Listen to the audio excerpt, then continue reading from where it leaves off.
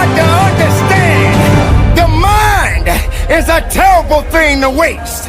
And if the mind ain't right, then the body won't be right. You